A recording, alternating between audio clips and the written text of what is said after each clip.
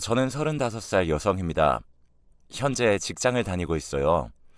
홀어머니 밑에서 어렵게 살면서 어린 나이에 가난까지 겪어가며 참 힘들게 살아왔죠. 아버지는 초등학교 때 돌아가셨습니다. 술을 워낙에 좋아하시던 분이라 늘 술을 입에 달고 사셨죠.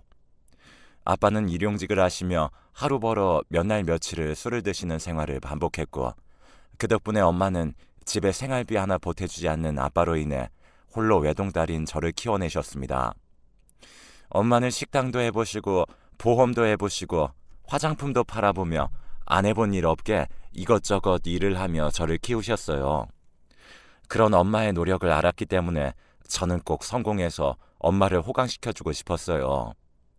아빠는 미웠지만 그래도 잠깐 동안 술을 안 마시는 아빠는 저에게는 참 다정하신 분이기 때문에 어떻게든 제가 술을 끊도록 해드려보고 싶었어요. 하지만 제가 중학교 들어가기 전 초등학교 6학년 때 당뇨에서 합병증이 와서 갑작스럽게 돌아가시게 되었고, 그때부터 엄마는 정말 혼자가 되어 저를 키워내셨습니다. 주변에서는 재혼도 이야기하는 듯 했지만 엄마는 재혼한다면 저에게 절대 도움되지 않을 거라고 하시면서 오로지 저만 보며 그 외로운 인생을 살아내셨습니다. 그래서 저도 악착같이 공부했습니다. 엄마 하나만 보며 엄마가 저로 인해서 호강하실 수 있도록 말이죠. 그 노력 덕분에 저는 고등학교 3년 내내 전교 등수에서 떨어진 적이 없었고, 서울에 꽤나 좋은 명문대로 들어가서 졸업까지 마쳤어요. 졸업 후에는 월급을 많이 주는 곳으로 들어가 취직을 했고, 그때부터는 엄마에게 매달 용돈 드리고 맛있는 거 사드리면서 조금씩 여유 있는 삶을 살 수 있었습니다. 엄마도 그때부터는 식당살이를 마치고 평소에 본인이 너무나 하고 싶어 했던 뜨개 공방을 차려 동네 아주머니들을 대상으로 뜨개질하면서 취미도 즐기고 돈도 버시면서 그렇게 소소하게 살아가셨습니다. 저는 그 모습이 보기 좋았습니다. 하지만 엄마는 젊을 때부터 오랜 시간 고생을 한 탓에 몸이 많이 좋지 않으셨어요.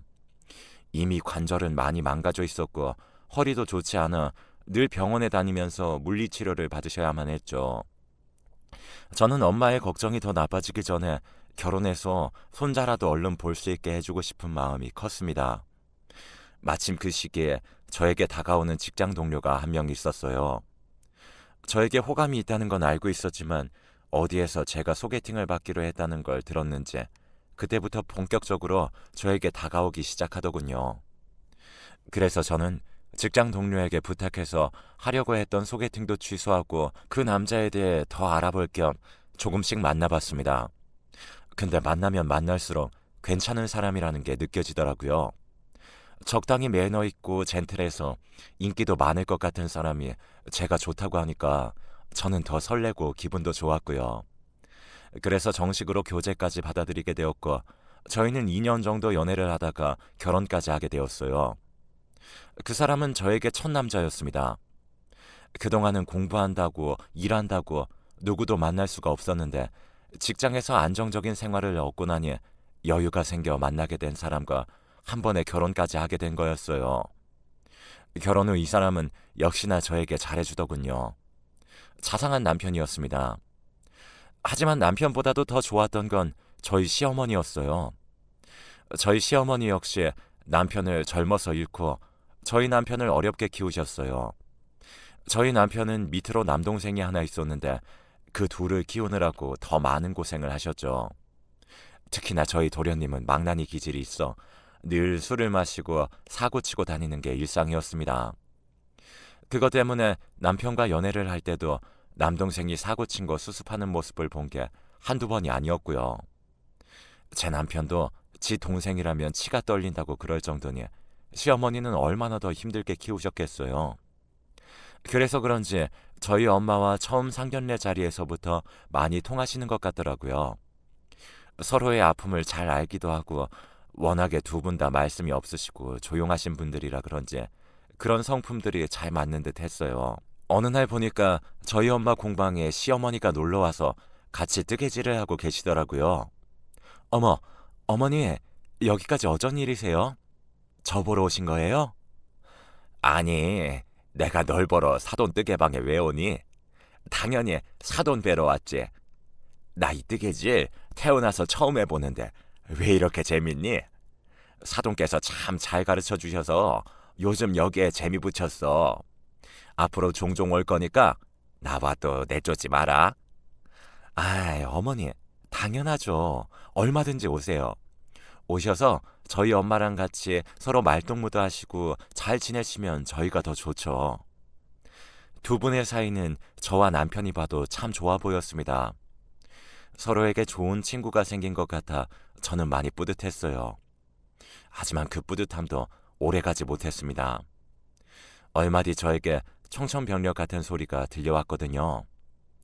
저는 그때 한창 직장에서 일을 하고 있을 때였어요. 업무 시기적으로도 많이 바쁜 때였기 때문에 이리저리 뛰어다니느라 주변을 돌아볼 새가 없었어요. 그래서 늘 전화도 진동으로 해놓고 받지 못하던 때가 태반이었죠. 그날도 마찬가지였습니다. 저는 전화기를 진동으로 돌려놓고 열심히 일을 하고 있었어요. 저나 남편이나 같은 회사였기 때문에 서로 둘 다 바쁜 건 매 한 가지였습니다. 서로 일을 하느라 핸드폰으로 연락을 받지 못하고 있던 상황에서 겨우 급한 일을 하나 맞춰놓고 저는 잠깐 숨을 돌릴 겸 핸드폰을 봤습니다. 그런데 모르는 번호로 부재중 전화가 3번이나 와 있었고 나머지는 저희 시어머니에게서 전화가 10통이 넘게 와 있었어요. 저는 무슨 급한 일이길래 전화를 이렇게나 많이 하셨나 싶어서 얼른 어머니에게 전화를 드렸어요. 어머니, 무슨 일이세요? 전화를 왜 이렇게 많이 하셨어요? 죄송해요. 핸드폰을 진동으로 해놓고 가방에 넣어놨더니 전화 온 걸 이제 알았네요. 아이고, 왜 이렇게 전화를 안 받아? 일단 얼른 민준이랑 병원으로 좀 와. 지금 사돈이 많이 다치셨어. 오늘 장 보러 나갔다가 뺑소니를 당하셨나 봐. 급하게 병원으로 모시긴 했는데 지금 의식이 없으시다. 병원에서는 계속 지켜봐야 한다는데 아마도 의식이 돌아오기 힘들 거래. 그러니까 얼른 와, 얼른. 저는 청천벽력과도 같은 소리에 너무나도 놀라 얼른 병원으로 달려갔습니다. 엄마는 수많은 기계들을 몸에 매달은 채 응급실 베드 위에 누워 계셨어요. 어머니, 이게 무슨 일이에요? 저희 엄마 왜 여기에 누워 계세요? 왜요? 아가, 어쩌니 이걸 어쩌면 좋아. 그 뺑소니가 음주운전자였나 봐.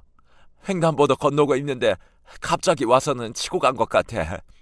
병원에서는 보호자한테 알려야 하니까 너한테 먼저 전화를 한 것 같은데 너도 안 받고 사위도 안 받고. 근데 제일 최근 전화 목록에 내가 있어서 나한테까지 전화가 왔더라고. 일단 위기는 넘겼다고 하니까 조금만 더 지켜보자. 아가, 너무 걱정하지 말어. 저는 시어머니의 소리가 귀에 들려오지 않았습니다. 그저 제 눈앞에 누워있는 엄마에게 온 신경이 쏠려 있었고 어떻게 해야 할지 조금도 감이 잡히질 않았어요. 그저 제발 옛날처럼 다시 눈을 떠서 인자하게 저를 보고 웃어주면 그걸로 족할 것 같았습니다. 하지만 그것마저도 저에게는 큰 기대였어요. 결국 엄마는 그날을 넘기지 못하고 돌아가셨습니다. 저는 세상이 무너지는 것 같았어요. 남편도 있었고 시어머니도 있었지만 세상에 아무런 조건 없이 날 사랑해주는 우리 엄마가 사라져버리니 모든 것을 다 잃은 것만 같았죠. 저는 그날 이후로 거의 정상적인 생활을 할 수가 없었습니다. 엄마를 잃었다는 슬픔이 너무나도 커서 삶의 의욕이 다 사라져버린 듯 했어요.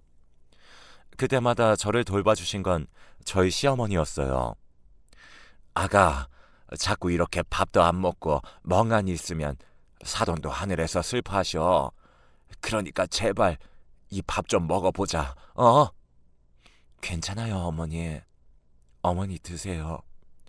저는 좀 쉬고 싶어요. 어머니는 계속해서 괜찮다고 하는 저를 보며 안타까워하셨어요. 그리고는 하루도 빠지지 않고 저희 집으로 찾아오셔서 온갖 반찬을 만들어주시며 저희 집 냉장고를 채워주셨고요. 그리고 손수 상까지 차리셔서 제가 먹을 때까지 옆을 지켜주셨습니다. 처음에는 저는 쳐다도 보지 않았어요. 하지만 하루도 빼먹지 않으시는 어머니의 노력을 무시할 수 없었어요. 그래서 결국에는 한 숟갈씩 뜨게 되었고, 그게 한 달 이상 흘러가다 보니 조금씩 마음이 채워지면서 회복될 수 있었습니다. 그렇게 저는 엄마를 잃은 슬픔을 이겨낼 수 있었어요. 물론 저희 남편도 노력을 많이 했습니다. 그래서 잘 일어날 수 있었던 거였고요. 하지만 하늘은 제 편이 아니었던 것 같습니다. 저희 엄마를 뺏어간 것도 모자라 이번에는 그렇게 착하고 다정했던 저희 남편까지도 뺏어가려고 했어요. 이번에는 생이별이 아닌 남편의 변해버린 모습으로 말이에요. 엄마가 돌아가신 뒤에 1년 정도가 흘렀습니다. 남편은 갑자기 돌연 저에게 오더니 일을 그만둬야겠다고 하는 거예요. 여보, 나 일 그만두려고. 혹시 희수 선배 기억나? 그 선배, 남편이 이번에 사업을 하나 시작하는데 파트너가 좀 필요한가 봐. 근데 마침 무역 일이래. 내 전공이 무역인 거 희수 선배가 잘 알고는 도와달라고 해서 같이 좀 해보려고. 아니, 갑자기 사업을? 당신 사업의 사자도 모르는 사람인데 갑자기 무슨 사업이야? 그래서 나 혼자 말고 파트너로 일을 해본다는 거잖아. 들어보니까 생각보다 수완이 괜찮을 것 같아. 요즘 우리나라 화장품이나 문화 콘텐츠들 많잖아. 그런 거 외국적으로 수출하면서 무역 시장 넓혀가려는 것 같은데 내가 잘해볼 수 있을 것 같아. 그러니까 당신이 응원해줘. 저는 남편의 이야기를 듣고 좀 의아하긴 했지만 그래도 남자이고 가장이라면 한 번쯤은 이런 도전을 해보는 것도 괜찮겠다 싶어서 실패를 하든 성공을 하든 일단은 해보라고 했어요. 하지만 그 일이 저희 남편을 앗아갈 것이라고 전혀 예상하지 못했습니다. 남편은 처음에는 신이 나서 일을 하기 시작하더군요. 얼마나 재미있게 일을 하는지 늘 콧노래가 남편의 입에서 떠나가질 않았어요. 하지만 몇 달 뒤 남편은 저에게 심각한 목소리로 말했습니다. 여보, 지금 사업 구상하고 있는데 자금이 더 필요할 것 같아. 아무래도 내 돈 말고도 우리 모아두었던 돈 좀 더 써야 할 것 같아서 말이야. 그거 좀 잠깐 가져다 쓰면 안 될까? 뭐? 그건 절대 안 돼. 그거 우리 아이 낳고 나면 더 큰 집으로 이사 가려고 모으고 있는 거잖아. 당신은 어떻게 손댈 게 없어서 그걸 가지고 가려고 해? 그건 절대 안 돼. 남편은 우리의 유일한 재산인 돈까지 가지고 가려고 했습니다. 하지만 그건 절대 제가 안 된다고 말렸어요. 그랬더니 남편도 순순히 알겠다고 하고는 두 번 다시 이야기를 꺼내지 않더라고요. 하지만 거기에서 저는 조금 더 남편을 의심하고 그 통장을 아예 제가 관리를 해야만 했습니다. 그 이야기가 끝난 것으로 알고 있던 저는 몇 달 뒤 점점 얼굴색이 안 좋아지는 남편을 보면서 걱정이 되었어요. 매번 부르던 콧노래는 들어간 지 오래였고 어디에서 한참을 뒹굴다 오는지 집에 들어왔을 때 보이는 모습은 헝클어진 머리와 엉망이 되어버린 옷매무새뿐이었죠. 여보, 요즘 사업은 잘하고 있는 거 맞아? 안색이 좀 안 좋아. 걱정하지 마. 그냥 잘하고 있으니까. 당신은 당신 일이나 잘해. 뭐? 말을 왜 그런 식으로 해? 나는 걱정돼서 하는 말인데. 아, 무슨 여자가 바깥 일에 그렇게 관심이 많아. 아무 걱정도 하지 마. 그냥 내가 다 알아서 할 테니까. 남편은 걱정 어린 저의 소리에 다짜고짜 화를 냈고 저도 그 상황에 화가 났지만 그냥 요즘 일이 잘 안 풀리나 보다 생각을 하고는 남편을 이해하려고 노력했어요. 그래서 꾹 참고 아무 말 하지도 않았고요. 하지만 남편은 그 뒤로 점점 더 이상해져 갔습니다. 상황이 점점 더 악화가 되어 가고 있는지 이제는 집에 완전히 술이 떡이 된 채로 들어왔어요. 여보, 또 술 마셨어? 왜 이렇게 요즘 술을 마셔? 아유, 거참 또 이러네. 내가 뭘 하든 말든 신경 쓰지 말라고. 어떻게 신경을 안 써? 내가 말했지. 다른 건 다 해도 술은 안 된다고. 우리 아빠 술 때문에 우리 엄마 고생시키고 술 때문에 돌아가셨다고 얘기했잖아. 어디서 나를 니네 아빠랑 동급으로 취급해? 남편은 급기야 저에게 소리까지 지르기 시작했어요.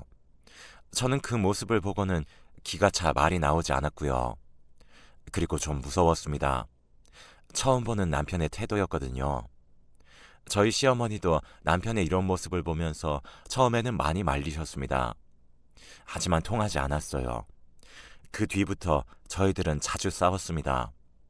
남편은 하루도 빠짐없이 술을 마셨고 집으로 돌아왔을 때 저는 그 모습이 보기 싫어 남편에게 소리를 질렀어요. 술 마셨어? 또 술 마신 거냐고. 도대체 언제까지 이럴 거야? 언제까지 술에 빠져 살 거냐고. 저는 그날도 어김없이 술을 마시고 돌아온 남편에게 화를 냈습니다. 그리고 그날의 남편은 완전히 술에 정신이 나갔는지 화를 내고 있는 저를 보더니 평소보다 더 흥분을 하기 시작했어요. 이게 진짜 신경 끊으라고 했지? 내 일에 상관 말라고 했잖아! 남편은 저에게 소리를 치고는 광기 어린 눈빛으로 싹 변해버린 뒤 벼랑간 제게 손찌검을 했습니다. 정신적인 충격이 컸던지 머리가 띵하고 온 신경이 다 욱신거리는 듯 했습니다. 저는 그 자리에서 충격을 받아 일어나지 못했어요. 남편이 저를 때렸다는 사실이 믿기지 않았습니다. 남편은 저를 때려놓고도 분이 풀리지 않는지 저에게 다가오려고 했어요. 하지만 그때 저는 눈에서 광기가 아직 안 빠진 남편의 모습을 보고 위협을 느끼게 되면서 시댁으로 도망을 가버렸습니다. 뒤늦게 정신이 차려지면서 그때부터 눈물이 나더군요. 시댁집까지는 걸어서도 갈 수 있었기 때문에 한 20분 동안 걸어가며 내내 정신 나간 여자처럼 울었습니다. 그리고 시댁으로 가서 모든 사실을 어머니께 말씀드리며 눈물을 흘렸어요. 어머니는 저의 이야기를 듣더니 완전히 화가 나 당장 달려가서 남편을 가만두지 않겠다고 하셨습니다. 하지만 저는 처음 보는 남편의 모습을 떠올리며 어머니에게도 어떻게 할지 모르겠다는 생각이 들어 말렸어요. 그리고 그 다음날 조심스럽게 집으로 어머니와 같이 들어가 보려고 했어요. 근데 남편은 아침 일찍 술이 깨고 전날 본인이 한 짓이 기억이 났는지 저희가 집으로 가기 전에 시댁으로 왔습니다. 그리고는 제 앞에 무릎을 꿇고 용서를 구했어요. 여보, 미안해. 어제는 내가 정말 정신이 나갔었나 봐. 나 다시는 안 그럴게. 술도 이젠 안 마실게. 내가 얼마나 무서웠는지 알아? 이 나쁜 놈아. 저는 저에게 진심으로 미안해하는 남편의 등짝을 때리며 울었습니다. 옆에서 시어머니도 남편을 한참을 나무랐어요. 이놈의 자식아, 제일 용서 못 받을 놈이 지 마누라 때리는 놈이야. 알아? 다시는 네 부인한테 손찌검 하기만 해봐. 그때는 내가 가만 안 둬. 어머니는 저와 같이 남편에게 으름장을 놓으셨어요. 그렇게 그 사건이 일단락되는 듯 했습니다. 하지만 한번 시작이 되면 그 다음은 쉽다는 말은 사실인 건지 남편은 또다시 술을 마시기 시작했고 술을 마신 뒤 제가 큰 소리를 내면 또다시 손을 올렸어요. 그렇게 한 번이 두 번이 되고 두 번이 세 번이 되면서 저는 이혼을 결심했습니다. 그리고 그러는 사이 남편의 친구가 저에게 찾아와 남편의 상황에 대해 다 이야기를 해주더군요. 재수씨, 제가 민준이 친구로서 진짜 저놈 인생 말아먹으면 안 되겠다 싶어서 말씀드려요. 민준이 쟤 사기당했어요. 근데 재수씨한테 절대로 말하지 말라고 하더라고요. 어마어마하게 받은 대출금이랑 재수씨랑 같이 모은 돈까지 본인이 다 써버린 거 알면 난리 날 거라고, 자기 이혼당할 거라고 절대 말하지 말라고 그랬는데 지금 저 자식 하는 꼴 보니까 안 되겠어요. 그러니까 쟤 좀 옆에서 잡아주세요. 대출에다가 우리가 모아뒀던 돈까지 다 썼다고요? 저는 남편의 친구의 이야기를 들으면서 더 큰 배신감이 들었습니다. 그래서 더더욱 이혼을 결심할 수밖에 없었어요. 저와 약속했던 것까지 다 어기고 그래놓고도 제게 손찌검을 한 그 사람을 용서할 수 없었죠. 남편의 친구는 남편의 인생을 구제해주라며 저에게 전달한 이야기였지만 저는 오히려 그 이야기를 듣고 남편을 더 용서할 수 없어서 이혼을 더 빠르게 진행을 했습니다. 남편에게 이혼을 이야기했을 때도 남편은 술에 떡이 되어 있었어요. 저는 술에 취해 있는 남편에게 이야기를 했고 그때도 남편은 이혼 이야기를 꺼내는 제게 손을 올리려 했습니다. 저는 결국에는 이 상태로는 도저히 같이 지내는 것도 안 되겠다 싶어서 집을 나와버렸고 회사 근처에 있는 원룸으로 집을 잡아놓고는 별거를 하다가 겨우 이혼을 할 수 있었어요. 이혼을 할 때 다른 건 걸리는 게 하나도 없었어요. 오직 우리 엄마처럼 저를 아껴주고 사랑해 주었던 시어머니만이 제 마음속에 걸림돌로 다가왔어요. 그래서 이혼을 결심하고 나서 남편에게 이야기하기 전 미리 어머니에게 찾아가 말씀을 드렸어요. 저는 처음 제가 맞은 날 이후 심적으로 저에게 많이 미안해하시고 힘들어하셨던 어머니를 생각해 그동안 제가 맞고 지낸다는 이야기를 하지 못했어요. 그리고 그날 이혼을 말씀드리면서 모든 사실을 다 털어놓았습니다. 어머니, 죄송해요. 그동안 어머니 많이 힘들어하실 것 같아서 말씀 못 드렸는데 저 그이한테 많이 당했어요. 첫날 그랬던 이후로 계속해서 손을 올리더라고요. 근데 이제는 정말 못 견디겠어요. 그래서 이혼하려고요. 이해해 주세요. 어머님, 죄송합니다. 뭐야? 이혼이라고? 아이고, 이게 무슨 일이야? 아가, 그동안 왜 말을 안 했어? 그럼 내가 그 자식을 어떻게든 너한테 싹싹 빌게 만들었을 텐데 왜 참았어, 왜? 어머니는 크게 한탄하시며 제 앞에서 많이 우셨습니다. 그런 어머니를 부둥켜 안고 저도 같이 울었어요. 어머니는 제가 이혼하고자 하는 것에 대해 바로 동의를 하셨습니다. 본인 아들이지만 절대로 용서하지 말라고 하시면서요. 그렇게 이혼을 하고 완전히 남남이 된 이후로 저는 어머니도 찾아뵙지 않았습니다. 어머니를 뵈러 가면 전 남편도 자연스럽게 볼 수밖에 없을 것 같았기 때문이었죠. 매정하다고 해도 소용없었어요. 하지만 어머니는 제가 이혼한 그 해부터 시작해서 저에게 김장철이 지나고 나면 늘 잘 담가진 김장김치를 회사로 3통씩이나 보내셨어요. 그리고 그 김치통에는 정갈한 글씨로 본인이 직접 쓰신 제 이름이 적혀 있었죠. 저희 엄마가 돌아가시고 나서 또 무슨 큰일이 났을 때 연락 안 되는 걸 방지하기 위해 그때는 저희 회사와 위치, 번호까지 전부 다 알려드렸었는데 그걸 기억하시고는 계속해서 회사로 보내시는 듯 했어요. 저는 처음에는 그 김치를 다시 돌려보냈었습니다. 어머니 집 주소를 알았기 때문에 남편과 마주칠까 무서워 직접 가지 못하고 저도 택배로 그걸 돌려보냈었어요. 하지만 매년 어머니는 포기하지 않고 저에게 같은 시기에 김치를 보내셨습니다. 그 세월이 무려 7년이었어요. 저는 3년째까지도 다시 보냈지만 3년째에도 보내시는 걸 보면서 그때부터는 눈물을 흘리며 그 김치를 먹었습니다. 평소 저를 끔찍하게 생각하셨던 어머니를 알았기에 그 김치를 어떤 심정으로 보내셨는지는 처음부터 잘 알고 있었거든요. 하지만 더 매정하게 남편과의 연을 끊어내기 위해서 돌려보냈던 건데 혼자 사는 세월이 길어지면서 저도 외로웠던 터라 어머니가 보내주시는 김치가 저에게는 유일한 위로였습니다. 그래서 4번째 해부터는 그걸 그냥 받아서 먹었던 거예요. 그 뒤로 7년째가 되어 또 3통의 김치가 회사 앞으로 배달되었습니다. 저는 이번에는 김치를 받아들고는 큰 결심을 하게 되었어요. 제가 이혼을 할 때도 어머니의 나이가 적지 않으셨는데 7년이 지난 이맘때는 어머니의 나이가 벌써 70대 중반을 넘어가고 있을 때였고 김치를 혼자 담그시기에는 많이 힘드실 거라고 생각했기 때문이었죠. 그래서 이제 그만 보내셔도 된다고 그동안 감사했다고 인사를 드려야겠다는 생각이 들었습니다. 물론 여전히 저에게는 남편의 가정폭력에 대한 상처가 남아있었기 때문에 쉽사리 연락을 드리기가 어려웠지만 정말 큰 용기를 내서 제가 알고 있던 어머니의 번호로 전화를 걸었어요. 한참 신호음이 가고 나서 어머니께서 전화를 받으시더군요. 여보세요. 어머니, 저예요. 아가.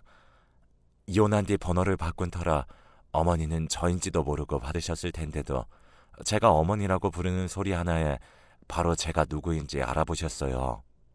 그리고는 평소에 늘 저를 불러주셨던 것처럼 따뜻하게 불러주셨습니다. 저는 어머니의 목소리를 듣자마자 눈물부터 났어요. 그리고는 용기를 내서 남편이 모르는 곳에서 뵙자고 말씀드렸고 저희는 회사와도 좀 떨어진 곳에서 만났습니다. 어머니, 나와주셔서 감사해요. 오시는데 힘들진 않으셨어요? 힘들기는 우리 아가가 보자고 하는데 와야지. 그래도 네가 택시 보내줘서 편하게 왔다. 다행이에요. 가실 때도 제가 택시 잡아드릴 테니까 꼭 그거 타고 들어가세요. 그래, 우리 아가. 하라는 대로 할게. 어머니의 대답을 끝으로 저희 둘 사이에 침묵이 있었습니다. 그리고 제가 먼저 입을 열었어요. 어머니, 그동안 김치 보내주신 거 잘 먹었어요. 맛있게 먹었어요. 정말 감사해요. 그랬어? 다행이다. 그래도 네가 평소에 내 김치 잘 먹었잖니. 그거 하나만 있어도 밥을 어찌나 뚝딱뚝딱 잘 먹어서 예뻤는지. 그때마다 애미 마음이 얼마나 기뻤는지 몰라. 그러셨어요? 어머니 음식은 늘 항상 다 맛있었어요. 그런데 어머니, 이제 안 보내셔도 돼요. 어머니 연세도 있으신데 김치 담그시는 거 힘드실 거 아니에요. 제가 용돈 보내드릴 테니까 이제 김장철마다 사서 드시고 저한테도 그만 보내세요. 그 말씀 드리려고 오늘 뵙자고 한 거예요. 뭐, 아니다. 담가 먹으면 될걸. 뭐하러 사 먹니? 그리고 너한테도 보내지 말라니. 너한테 김치 보내는 게 나한테는 제일 큰 행복인데. 아니에요, 어머니. 저한테 그만 잘해주셔도 돼요. 제가 뭐라고요. 어머니 아들도 버린 사람인데 뭐가 예쁘다고 김치까지 담가주세요. 그만하세요. 그러지 마라, 아가. 네 시애미 내치지 마. 난 네 애미 도리를 하고 사는 것뿐이다. 제발 그것만은 막지 말아줘. 안 된다. 어머니, 저한테 김치 보내주시는데 무슨 소리예요? 그러지 않으셔도 돼요. 아니, 그게 아니고 아가 실은 그 도리에 사돈한테 아는 거야. 사돈이 살아계실 때 너네 결혼하고 얼마 안 돼서 둘째 녀석이 사고를 하나 크게 쳤었어. 친구들이랑 술을 마시다가 옆 사람들이랑 시비가 붙었는데 그래서 그때 몸싸움을 하다가 같이 싸운 사람 중에 하나가 머리를 좀 크게 다친 거야. 그 집에서는 둘째를 감방에 보내겠다고 난리를 치는데 그때 내가 가서 정말 싹싹 빌었거든. 그런데 다행히도 그 다친 사람의 의식이 돌아왔고 회복도 잘 될 것 같다고 의사소견이 나왔어. 하지만 어쨌든 둘째 때문에 다친 건 맞으니까 그쪽에서는 보상하라고 난리를 치는데 합의금 2천만 원을 달라고 하더라고. 근데 너네 결혼시키고 그 큰돈이 나한테 없잖아. 내가 걱정이 돼서 사돈한테 하소연한다고 말했던 걸 사돈이 글쎄 비자금으로 모아둔 돈이 있다면서 그걸 나한테 가지고 왔다.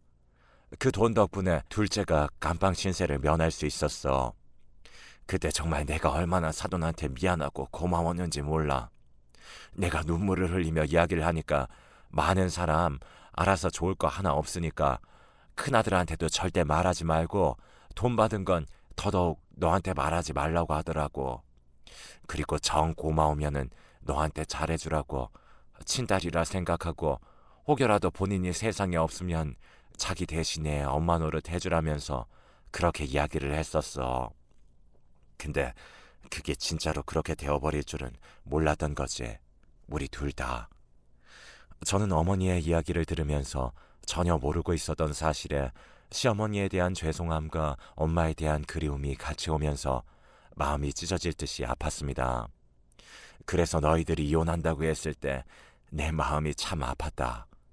그리고 너의 그 큰 아픔을 내가 모르고 있었다는 게 한이었어. 우리 아들이야 본인이 잘못한 일이니 달게 받아야겠지만 넌 무슨 죄가 있어서 폭력에 이혼에 겹겹이 그 아픔을 짊어져야 하니 마음이 아프더라고. 게다가 널 친딸처럼 생각해달라는 사돈의 말도 생각나서 더 가슴이 아팠고 그래서 김치라도 보내면서 내 도리를 다해야겠다 생각한 거야. 너를 생각한 것도 맞지만 나를 도와준 사돈에 대한 도리였다. 그게 내가 할 수 있는 최선의 도리였어. 어머니, 몰랐어요. 도련님도 그렇고 어머님이 그렇게 힘든 일을 겪으신 것도 몰라서 죄송합니다. 아니야. 우리가 다 말 안 한 건데 뭘. 그냥 있자니 아가, 내가 보내주는 김치에 그것만 제발 그냥 받아줘. 힘들면 내가 알아서 그만둘게. 내가 할 수 있을 때까지는 너한테 뭐라도 할 수 있게 해줘. 네, 네, 어머님. 그렇게 할게요. 어머니께서 보내주시면 저 맛있게 먹을게요. 저는 친정엄마와 시어머니의 깊은 사연을 듣고 차마 거절할 수가 없었어요. 그래서 어머니께서 보내주신 것들은 그대로 다 받기로 했고요. 대신에 저도 어머니에게 작게나마 용돈을 보내드리기로 했습니다. 그래야지만 저도 어머니에게 도리를 다하는 거라는 생각이 들었거든요. 그날 제 남편에 대한 이야기는 하나도 하지 않았습니다. 그 뒤부터 저는 어머니와 만남을 다시 하기 시작했고, 남편은 다행히도 저와 이혼 후에 정신을 조금씩 차려 지방으로 혼자 내려가 일을 하고 있다는 이야기를 전해 들었습니다. 지금은 착실하게 잘 살고 있다는 이야기를 들은 뒤에도 저는 여전히 남편을 다시 만날 생각은 하지 않고 있어요. 그저 지금은 엄마 대신에 저희 어머니와 가끔씩 왕래를 하며 안부를 전하고 맛있는 것도 사드리고 있습니다. 김치도 잘 받고 있고요. 요즘은 반찬도 종종 보내주세요. 그게 기쁨이라고 하시는데 저도 막을 수가 없네요. 어머니는 본인 아들은 비록 이 모양 이 꼴이었지만 그래도 세상에는 괜찮은 사람이 훨씬 더 많으니까 저보고 얼른 좋은 사람 만나 연애도 하고 다시 결혼도 하라고 하시는데, 사실 저는 아직까지는 생각이 없습니다. 나이가 차고 있긴 하지만 매번 실패를 크게 해서 그런지 결혼에 대한 생각이 없는 상황이죠. 그래도 좋은 사람이 나타난다면 또 모르죠. 그때까지는 일에 집중하면서 살 계획이에요. 한번 믿었던 사람에게 크게 당하고 나니까 그 다음부터는 누구를 만나는 게 쉽지가 않아요. 그건 여러분도 아마 공감하실 것 같네요. 저는 결혼에는 실패를 했지만 그래도 그 결혼 덕에 엄마를 잃었어도 또 다른 엄마를 얻을 수 있었습니다. 그리고 지금은 혼자 사는 삶에 나름 잘 적응하며 잘 살고 있고요. 누가 보면 불쌍한 인생이라고 할 수도 있지만 저는 현재 매우 만족하며 잘 살고 있어요. 그러니까 앞으로의 저의 삶도 응원해 주시길 바랄게요. 여러분도 늘 행복하시고요. 좋은 일이 삶에 가득하시길 응원하겠습니다. 긴 사연 들어주셔서 감사합니다.